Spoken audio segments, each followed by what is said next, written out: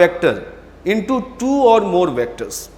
किसी एक वेक्टर को हम लोग यहां पे ब्रेक कर रहे हैं इनटू टू और मोर वेक्टर्स में।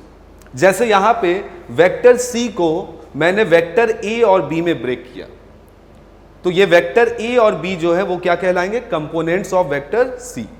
तो आपने देखा vector C is equal to vector A plus vector B. तो यहां पे सी जो है उसे मैंने स्प्लिट कर दिया वेक्टर ए और वेक्टर बी में, और जिन दो वेक्टर्स में मैंने स्प्लिट किया उसे हम लोग कहेंगे कंपोनेंट ऑफ वेक्टर सी। अब यहां पे पॉइंट है कि किसी एक वेक्टर का मैक्सिमम कितने कंपोनेंट्स हो सकते हैं।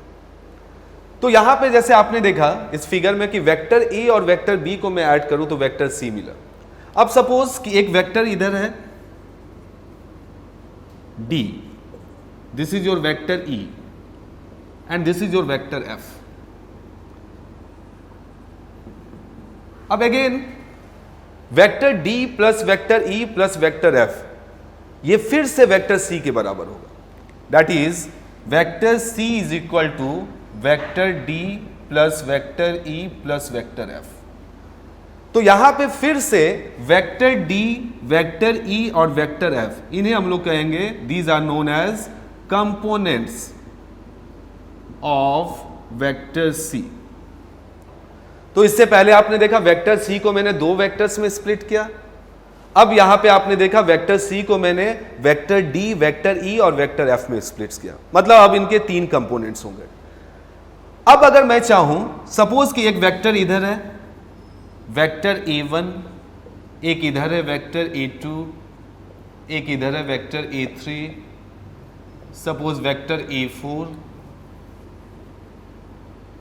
Vector a4 and suppose this is your vector a5।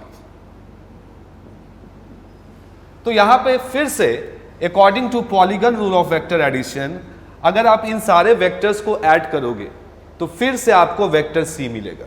That is vector C is equal to vector a1 plus a2 plus a3 plus a4 plus a5।